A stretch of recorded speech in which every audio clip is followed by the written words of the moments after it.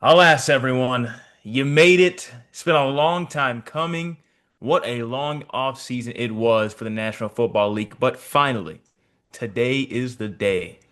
NFL kickoff is here. The Dallas Cowboys travel to Philadelphia to face off against the Super Bowl champion Philadelphia Eagles. The NFL season has officially begun. Welcome back to the 214 Sports Show, episode 83, the Terry Glenn Show. Rest in peace, former Cowboys receiver. Thank you for joining us and watching whenever you're watching, wherever you're watching. I'm Joseph Duffy, joined alongside TJ Krilowicz. How you doing, TJ? Joe, I'm doing good. Let's see if that can uphold later today with the Cowboys and Eagles game. Obviously, I am a little nervous for it. I wish I could stop caring about the Cowboys, but I'm telling you what, man, playing those birds, we gotta win. That's all I care about. Beat those birds, man. Let's see how much this team determines my mood this weekend. Let's see. They hold my emotions in the palm of my hands. The Texas Longhorns already lost, but nothing like Cowboys football. Nothing like it. No matter how many Yep. times they upset us, nothing like Amen. it. Been a long time coming. Hopefully this team can, really find a way to compete in Philadelphia back against the wall. Micah Parsons has been traded. Did Back that looks happen fine, before? man. Yeah, did that Back looks happen? fine. Yeah, did that happen before our last episode or after we It posted? happened right after. We posted on Yeah, Thursday. It happened Thursday afternoon. So unreal. Jerry So, also screwed us over yeah, by so putting it Micah right Parsons. after we released the podcast where we talked about Micah Parsons potentially playing tonight. Yeah, crazy. So since last Unbelievable, episode, Jerry. what a Think long about week it others before was. yourself. Yeah, what a long week it was. Micah Parsons traded to one of the Cowboys' most bitter rivals, the Green Bay Packers in Wisconsin. He's now being the green and gold as number one for the Green Bay Packers. And the Cowboys got Kenny Clark and two first-round picks in return. Firstly, your thoughts on that trade. I think we already know what it is, but your thoughts on the trade. I think it was awful. I think that people are trying to cope with this trade. Look, I don't expect anything from the Cowboys. I still get disappointed with it. Um, Jerry Jerry's main plot. The thing is that this was all on Jerry. All right, this was all on Jerry. Micah should be in a Cowboys uniform, and the only reason why he was traded is because of Jerry Jones and his reluctancy to negotiate or to play the other side. He always has to have the power, the leverage, and that screwed us over, and it's been screwing us over in the past. I think it worsened contract talks with Dak Prescott, worsened contract talks with Zeke, worsened talks with almost any of our star players that have gone on to other teams. Or even I don't know, like the CD Lamb one as well is another example. The coping comes from people saying that we saved money and we're able to pay players like Deron Bland, which is true. That's a good point. We're able to play Deron, or we're over able to overpay Deron Bland now because we didn't overpay Micah Parsons. Who would you rather have? My opinion, Micah Parsons. And the thing is, they're saying, "Oh, we're saving 47 million in the cap." When's the last time Jerry's done anything with the cap space? Anything at all? In free agency other than re-signing players, which should have just been Micah Parsons. 47, a little too steep. I get that. But you were able to do that with Dak. You're able to do that with CD. Micah is a big game changer. He's better. He's a more bigger game changer than Dak Prescott and CD Lamb, in my opinion. So I just feel like this is all very bad. It's very bad malpractice throughout the entire organization, specifically Jerry, but through the entire organization for not getting a deal done with Micah. And I think this trade was buns. Well, I mean, that last sentence kind of said it all, and that's how I felt when I first saw it. Some people have been drawing out that point you were talking about, the cap space. And look, some people have some good points with it, but this is an all-pro linebacker that the Cowboys had. I always say it every now and then. I feel like not a lot of people say it enough, but he was our most talented defender since DeMarcus Ware himself. No doubt. Absolutely. That's a Hall of Fame talent DeMarcus Ware was. DeMarcus Lawrence was amazing for sure, but he didn't have the natural talent that Micah Parsons had. And so seeing that trade, what is it with just not getting a valid return, with all these DFW general managers? What is it with, just allowing these teams to just step on you, roll over, and just take what they take what they give you. Kenny Clark, with all due respect, I saw the tape, really decent player. He was much better, obviously, like 2 or 3 years ago. The guy is 30 years old. He doesn't have the quickness he used to. I don't know if he can shed blocks like he used to in the interior. Great player. I hope he does well against Philadelphia tonight. He's going to have his, back against the wall, as will the whole front seven. And don't get me wrong, this defensive line is still very talented. But when you leave Micah Parsons out of this, the more that Jerry waited with that summer in the offseason and the years or the months leading into the end of the regular season, the price only got larger. So no one really is to blame but Jerry Jones. You can talk about David Mulligetta all you want, Micah's agent, trying to get his players the bag. But that's his job. He's trying to help out his guys. Jerry always finds a way to make it too late. We've seen this too many times as Cowboys fans, waiting too late to make a move. And when it's too late, guys want to request a trade and say, you know what, I'm done with you. Yep.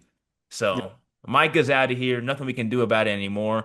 I will say, it doesn't feel like, how it felt when Luka got traded by Yeah, Nico Harrison. That was in the middle of the absolutely. night. Yeah, it doesn't feel different. I'm a little more over that, still a little hurt by this trade. But when I see how Michael Parsons is not there anymore, I really worry for this front seven. I don't think this defense is as bad as people are going to think, but he is a game-changing player, an Yeah. all-pro player, regardless of how people think about him, regardless of how people hate his podcasting or something. I really do think he's a big player that's going to be missing. You'll see it tonight. Yeah, and I talk. Sorry, I mean I've talked about his big game disappearances and stuff before on this podcast, and that's a frustrating thing, obviously, but it's inexcusable for him not to be in a Cowboys jersey right now, regardless. This doesn't happen with any other team. Nobody trades their 25-year-old or 26-year-old superstar like this, other than the Dallas Mavericks. And I mean, yeah, it's like the Luka trade in the sense that I'm not well. Sorry, let me retract. It's not like the Luka trade because I think the Luka trade was much worse, but it is like the Luka trade in a sense that I would be fine with doing this if the return was just a little bit better. The Mavericks return was That's just literally not it. good. That's And it. it's the same thing for the Cowboys. And they're talking about the 2027 NFL draft because we got a first round pick in that trade with Green Bay. And they're talking about the 2027 draft being particularly really deep. And name dropped Colin Simmons as one of them. And how we have multiple first round picks, we can go and trade up and try to get a player like Colin Simmons. What the hell? Colin Simmons is literally just Micah Parsons. Why wouldn't we just keep Micah Parsons then? It just makes And you kind of alluded to it. Like, there's no guarantee that you get, a good pick with that. It still comes down to evaluation. It comes down to, where the player is that you're trying to draft and your position in the draft. What if mm-mm. this Dallas team ends up being really good this year? Maybe has 11 or 12 wins. Who knows? I don't know if it's going to be like that. Probably And then we not. struggle to re-sign George Pickens in the offseason, and he goes Yeah, off for to sure. another team. Yeah, who knows? I mean, you'll be at the end of, the draft order, and, the quality may not be as likely to get a good player as being in the top 10. Then you'll end up trading up, sending more players, sending more picks off just to move up in the draft. It all just ends up being a mess. And it's a big risk, obviously. So, it's been hard to see this past week. The fact they did this trade, a week before the kickoff is crazy. I don't think I've ever seen that happen with any other team, really, that I can remember recently, like a trade of one of your best players like a week before they're about to play before the kickoff of the NFL season. But, it is what it is at this point. I really think this offense has a chance to be really good, and we'll dive in, just shortly. But the season opener is tonight, the NFL kickoff. The Cowboys at Philadelphia. Been hyping this game up a long time. Love to see a divisional matchup to start the season. Doesn't feel like we get that as many times with teams other than the Giants because we love to kick off against the Giants for some reason these past Yeah, 10 years. it's like the Mavs and Spurs or Mavs and Suns. It's just there's a specific team that we always play first off. Exactly. So going against Jalen Hurts, Saquon Barkley, and the Philadelphia Eagles. Defense for the Philadelphia Eagles is still very much salty. What can the Cowboys do to defeat Philly? Well, I am actually kind of excited for this game. I think, sorry. I think the best chance that the Cowboys have is Dak Prescott outdueling Jalen Hurts. I mean, seen we haven't seen Dak Prescott and Jalen Hurts that many times matched up against each other. There's always those injuries. You mentioned that last week. Um, and we've already stated in this podcast before that we believe that Dak Prescott is a better quarterback than Jalen Hurts. We both said that. All right. Yes, We both agree with that. indeed, of course, without a And doubt. so, I mean, it's simple, man. Dak Prescott outduels Jalen Hurts. The media, the criticism that Dak Prescott gets is his turnovers. Well, Jalen Hurts throws more interceptions. He has thrown more interceptions in the last 3 years. He's had more turnovers in the last 3 years. Win the turnover battle and we have a chance. You can contain Jalen Hurts. The only thing that really scares me is, of course, the run defense. Um, I just don't see how we can stop their run. Last year they dominated us with the run. The first game, Saquon had like 170 yards against us. And then in the second game of last year, it wasn't really Saquon. It was actually Jalen Hurts, I believe, that ended up scoring a couple touchdowns. But I mean, um, you're gonna have to deal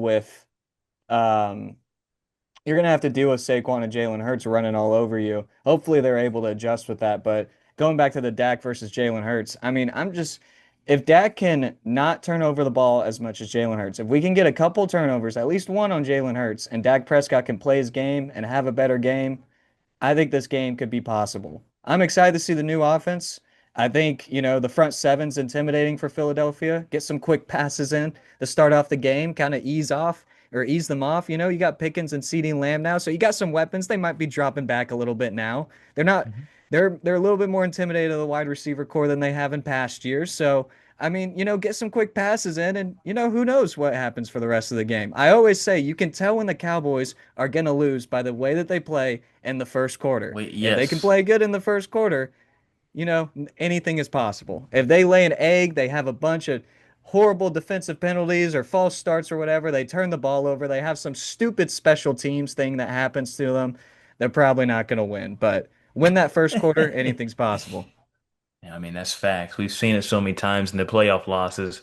That first quarter is almost anything. Any big game, that first quarter is almost anything for the Dallas Cowboys. But it is the first game in the new era of head coach Brian Schottenheimer. Has an entire new staff, really.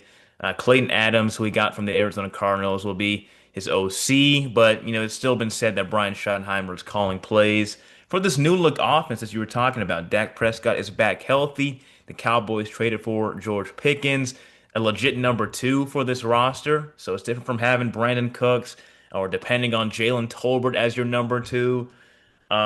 But this is going to be a really cool addition for this offense. I cannot wait to see what the pass game looks like. And I saw a tweet. I feel like it's going to look like this, but I don't know if I trust this run offense a lot. And it might be one of those games where you see Dak throwing, a good amount of pass yards because they're going to have to depend on these You believe receivers a it's going to lot. be a shootout, yeah. Against this front seven of the Philadelphia Eagles, which again is still really good. They didn't lose really any guys, honestly, in that D line. So this is going to be a really good showing for this offense in their debut. But also the Cowboys defense got former Bears head coach, former Colts DC, and former Cowboys secondary coach and linebackers coach and Matt Eberflus. And so he joins in the play calling for this first time as the main DC in Dallas. How do you think that this defense will do as an entire unit against Philadelphia? You kind of said it already. I mean, you don't think it's going to be good against the run. What about the pass defense? I mean, the pass defense killed us last year too. I mean, basically our defense was just really bad. I really, it's been a full off season now. They've had the training camp and they get adjusted. I want to see Diggs and Bland get back to full form. They've been battling those injuries these past couple of years. They've had back and forth games, back and forth seasons. Both of them had historical seasons a few years ago, and now they've been just they kind of watered out, I guess, I don't know, that sounds like a weird way to put it, but they watered down. I like that. And Watered out. I mean, so I want to see them get back to full form. I want to see them have a good game. Um, It's going to be a tough one. I really do. I think highly of Devontae Smith as a wide receiver too. I think he's one of the best wide receiver twos in the entire league. And of course, AJ Brown. It's a tough task no matter what. Um, I can see them struggling. You know, we talked about it being a shootout, but again, it's got to be the turnovers. Get the turnovers on Jalen Hurts. Diggs gotten a few interceptions on Hurts in the past few years. I would love to see another one tonight. The front seven, you know, the linemen take a huge hit without Parsons, but you know, you still have some strong pieces of Diggy Zua, and I would like to see Fowler Jr. make an impact as well. You know, he had a great season for us a couple of seasons ago, so I'd like to see him come back and be another great piece to this line, you know, or the front seven. So, but I don't know, man. I don't know. It's really up and down for the pass game. I know the run game's going to struggle. But the pass game, that's where we got to attack. You got to get those turnovers. Yeah, and I like how you talked about Devontae Smith, who I will never forgive the former Titans GM for that nonsensical trade. We could have faced Devontae Smith as the wide receiver one for the Eagles for years to come, and I thought we could have hung in there. But until they got AJ Brown, I officially got scared. And you saw how it's been since that trade, having two Super Bowl appearances, winning one just this past season. So you look at this defense, and you see the cornerbacks that have been named starters. It looks like it's going to be, um, of course, Deron Bland, who just got an extension. A lot of people call it an overpay, $92 million. That's Very ridiculous. surprising to me. Yeah, I'm not gonna lie to you. That is kind of a lot of money that I did not see coming. Trevon Diggs, cool to see that he's probably gonna be a start. So he's gonna play in this game after having, a little bit of injury history this past offseason, trying to recoup after his injury last year. And so he'll be able to play. And then also Kyer Elam, who the Cowboys got from the Bills, I believe for a fifth round pick. He is now in the slot, I believe, for the corner in the starting lineup. So going to be interesting to watch this defense as the DBs have kind of a more healthy look, but a new look with some additions. But also the Cowboys signed Kenneth Murray Jr. as a linebacker. And then also Jack Sanborn looking to be the middle linebacker, I believe. I don't know how this is going to work out. The Yeah, linebacking core, that might be the biggest question for this team this definitely. year. The biggest question. Kenneth Murray and Jack Sanborn. I loved Kenneth Murray back when he was at OU. Hate to say that's kind of sacrilegious as a former Longhorn, but Kenneth Murray was a really good player to Very watch good. as a Sooner, but hasn't really translated as much since he was with the Chargers. Been an okay player. When we got him, though, I thought it was a fine pick, but of course we had, Micah Parsons there, so he was there for a depth piece, not necessarily to be, our starting one of our starting backers, Sam backers. So as far as this defense goes, I'm with you. It's up in the air. I don't know what to expect tonight with this defense. If they're going to drop, a dud, or if they end up surprising people, maybe holding this team under 25 points. Who knows? I can see both things. And I could see Brendan Aubrey being our only source of points tonight too. I mean, it's Our something that we GOAT. think we've gotten kind of used. Damn, we've kind of gotten used to last year. Hopefully, Dak Prescott can pull us out of the grave, give us some hope. So, Knock on wood. What if Brandon Aubrey had like a rough season? What if he fell off? I hate to be that guy, but like this would be like the season where you think the well, that guy would who be is the most season over, consistent, obviously. the guy who'd be the most consistent somehow. Are we talking like Brendan Aubrey type fall off? Yeah, like Or just flat Brendan, out what am I saying? Sorry. Uh, Brett Maher. Brett Maher. Not to that extent. That was just an absolute disaster. But I mean, like if he fell off like Justin Tucker last year, hopefully it wouldn't be, criminal activity. But I'm just saying, looking average in a kicking game, I'd hope he wouldn't do that. That would be catastrophic for No, the special Justin teams Tucker unit. was horrible last year. I remember that. I picked him for my fantasy team, so Yeah. And even now he's worse off the just field too. Now the guy is just gone. Yeah, off the field, just been a disaster. Before we move on, I want to briefly talk about the over-unders. We do this every single game, usually during the season. Yeah, of course, the over-unders. Oh. Let's talk about Dak's over-under 249 and a half pass yards. TJ, over or under? I'm gonna go over simply because I think that we'll be probably clawing from clawing because we're down, trying to get back in the game. So I'm gonna go over. I also think that, I could see George Pickens having another, a great standout game right here, contract year. Got to make a statement early with his new team. I'm expecting George Pickens over 100 yards, Dak Prescott over on his yards. What about George Pickens? You're saying over again for that one? You Yeah, said sure. 100 yards? Yeah. I'm gonna I said agree he's with going to go 100 yards tonight. I'm gonna agree Dak over George. I'll say under. His under is actually well, his line's projected at 55 and a half receiving yards. I'm gonna go under for that one just slightly. I think he'll have a decent game. I don't know if he'll get over 55 and a half. By the way, Agreed. it's an 8.5 point underdog, the Cowboys are in Philadelphia, which honestly, it's not too bad. I really don't think that's terrible at all. I think that's very fair. 8.5 in that lion's den of an environment in Philadelphia, Pennsylvania. When the Cowboys come to town, people know that when it's Cowboys week, it's hostile. The team that they hate the most, and Cowboys fans hate Philadelphia the most. So I think that's very fair. 8.5. I'm gonna go over for Dak, under for George Pickens. How about CeeDee Lamb? I think this is pretty easy. 71.5 receiving yards over under. You think it's pretty easy? I think it's very What, easy. what are you saying? I'm saying like 120 yards. Easy. Over. You don't think so?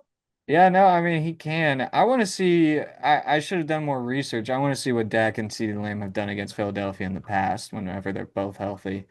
Um, I'm gonna go. Yeah, I'm gonna go over. I gotta say at least 80. I mean, if you're gonna play, I mean, Cavante Turpin, Jalen Tolbert, 50 yards max a game probably, unless they can break a huge play, which is pretty unlikely at times, unless it's on the special teams for Turpin. So hmm I'm going over Lamb. It's going to be Lamb and Pickens pretty heavily. And then, you speak about the pass game. Let's talk about the run game for the last prop here. 36.5 rushing yards. Starting running back, Javonte Williams. What do you think? I'm gonna go under. I think if anything, he's going to be part of the pass game. If we're gonna run, I think it's going to be more Miles Sanders, Jaden Blue. I can also see Miles Sanders being part of the pass game as well, but I'm gonna go under Javonte Williams. I'm gonna see him more as a second and short, third and short type guy. Go out and try to get that, those yards. Yeah, I think that's fair. Again, I'm going to go under here. And again, not because the run game is going to be ineffective, but because they're running by committee and Javonte can be good as a pass catcher. So can Miles Sanders. So I'm going to go under here just slightly, but I do think that they're going to have their hands full clearly against this front seven of Philadelphia. So let's do a quick game prediction and then a season prediction before we move on to the Texas Rangers. What do you think about this game? Who wins? Who loses? What score? Well, it's hard for me to ever say that the Eagles are going to win. Obviously, it's sounds so delusional for a Cowboys fan to say that the Cowboys are going to win this. But with what we've been saying, with the keys to win, the keys to victory this entire episode, or after we ranted about the Micah Parsons trade, I feel like I have to pick them winning. I'm expecting a big game from Dak. I'm expecting a big game from the two, wide receiver one and wide receiver two. I'm going to say 31 and 28, game-winning field goal by Brendan Aubrey. Whew. Ooh, I like it. I've been iffy about this team really the entire offseason. It's been quite the rocky road, and we have gone on rant after rant in the podcast summer series. I don't know if they'll be gelled enough for this game. And that's not a disaster. That means that it doesn't mean that this team is cooked for the season if they were to lose this game. But I have them losing in Philadelphia to open the season. I'm glad you're This picking them crowd, this because I don't crowd I don't believe my prediction at all. This crowd is gonna be bumping in that little octagonal stadium in Philadelphia. I do think that they'll find a way just to ever so slightly beat the Cowboys. I don't think it'll be a blowout. I don't think it'll be crazy out of reach, but I do think that the Eagles will make less mistakes than the Cowboys, and it'll be simple as that: winning the turnover battle. They'll lead the Eagles to victory, opening the season 1-0. The Cowboys sadly falling 0-1. But again, good game on the schedule next week for the Cowboys. If they were to lose this game, anyone's ball game. We've seen divisional matchups. They're never easy, really, when both teams are healthy. So I do think the Cowboys unfortunately dropped this game. I say they drop it 27 to 24. If Dak has more interceptions than Jalen Hurts or has more turnovers, man, my agenda is cooked. My agenda is so cooked. And real quick again, how about a season record prediction, really quick? Season record prediction. We've So been this is leading into what's this one. I, Yeah. I always say that the Cowboys are a very competitive regular season team. We obviously know that 12-5 for 3 years in a row is not easy whatsoever. And I like last season was hell. Last season sucked. And what'd they go? 7-10? Yeah. Yeah, they went 7-10. I'm gonna say they get a couple of those victories that they would have gotten last year. Their roster is slightly improved. I think again with the Micah Parsons trade, that might drop a game. I'm going 10-7. Make the wild card. I'm going with the Eagles not winning the division, but I don't. I'm gonna go with the Commanders winning the division. I think it's going to be really competitive for the first three, and the Giants are going to be competing for the first round pick again, or the first Hmm. overall pick again. I'm pretty much almost with you right there. I'm gonna be a little bit more optimistic right here, though. I'm gonna say 10 and 7, just like you. They get in there as the third wild card, Hmm. and I think the order will go Washington win the division. Again, we talk about, this divisional streak. I have to favor that. And I think it Yep, favors Washington more. I Even though I favor it. don't believe they're going to be as great as they were last year, I can see them definitely, pissing down their leg this year. But I think they can find a way to regather themselves halfway through the season, win the division for the first time in, God knows how long. It probably has been, I think, COVID that they won the division. And we know how bad that the division was that year.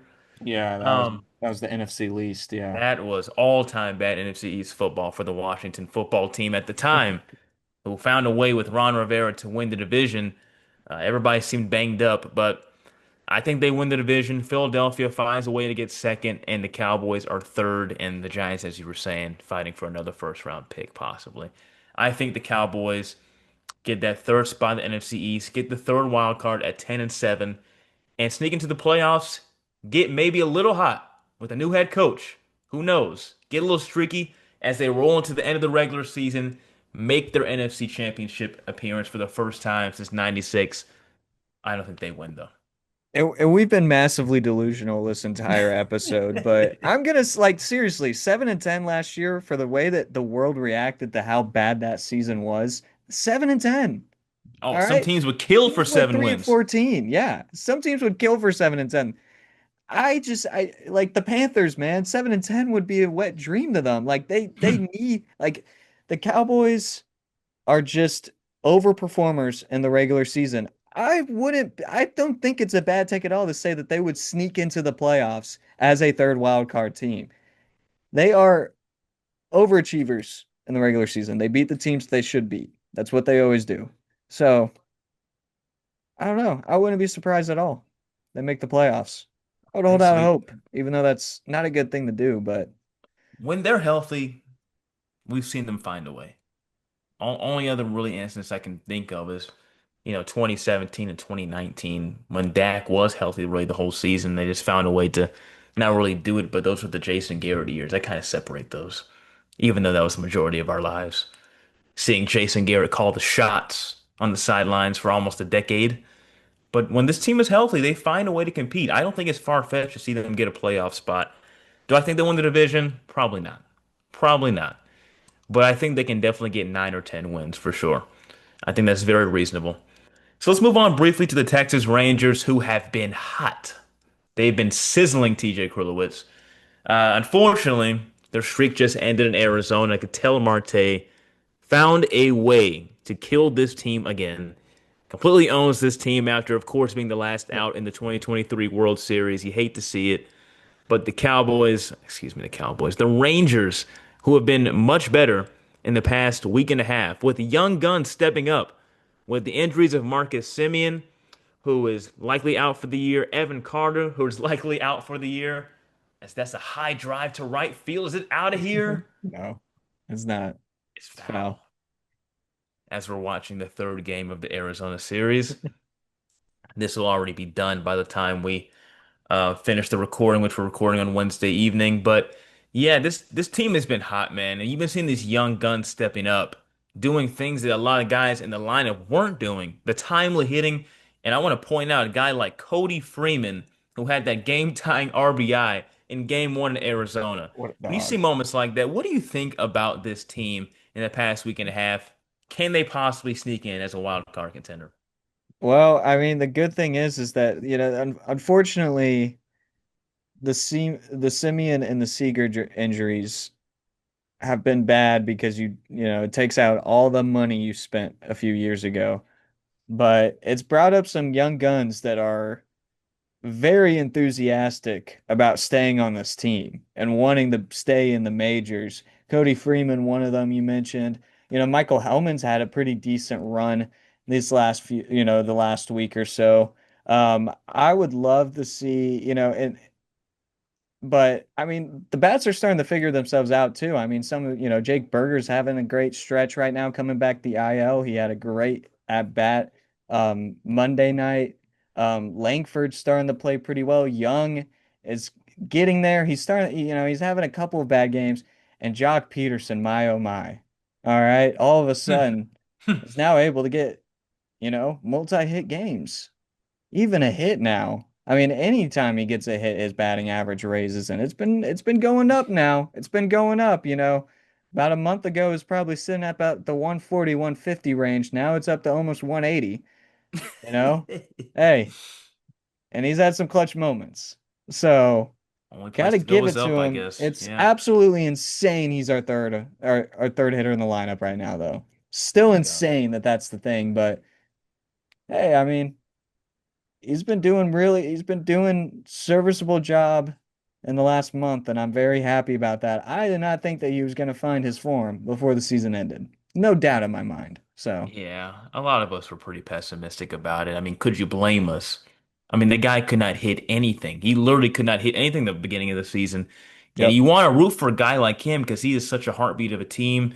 Everywhere he goes, you have to root for a guy like Jock Peterson. I don't know anybody who hates Jock Peterson. And to see what we saw after signing him from Arizona, having a career year as a DH there, to what we got with him and along with Berger in the beginning of that season, which is really disappointing.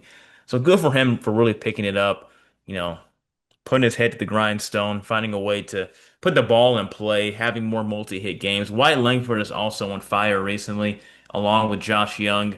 And that Cody Freeman quote gave me chills. I don't know if you read it, but when he got that game-tying RBI in the game 1 against Arizona, afterwards he was asked and he was saying, what was it like being the last strike of the game? And he said he wasn't going to get me out. Simple as that. I love big moments like that. I love when the crowd's going nuts, especially on the road. Give me that moment 20 times out of 20. I live for that moment. That's the Chill, mentality this team chills, needs. That's the mentality. absolute chills. I mean, that's what we've been looking for. And, some people on Rangers Twitter were pointing out, the reactions of Josh Smith and Marcus Semien in the dugout after he got that.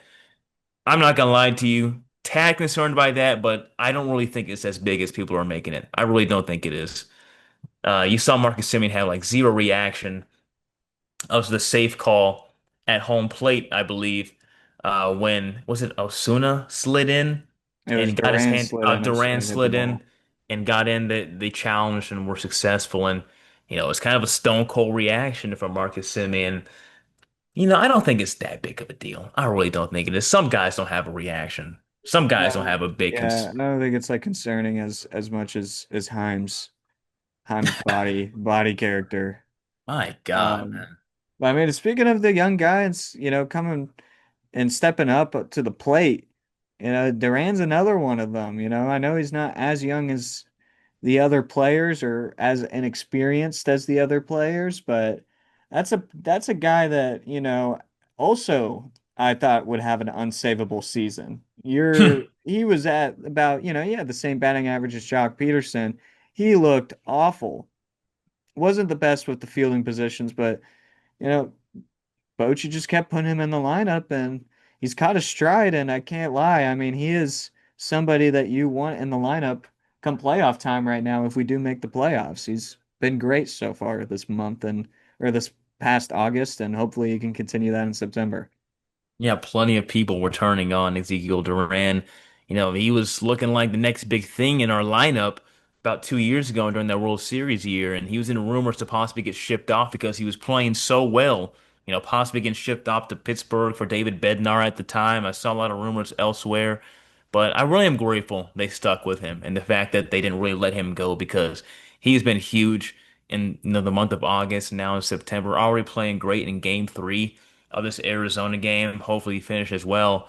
But I'm really pleased in how this team has competed in the past 2 weeks, not giving up, because after that Royal series, I was ready to say, man, it is just about over.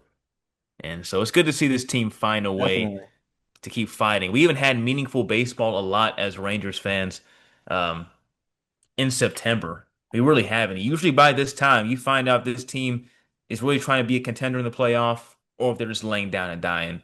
And this team, for the first time in quite a while, is um is trying to contend for a spot. I thought that was gone. I know you thought I was looking at that home run possibly, but it was foul.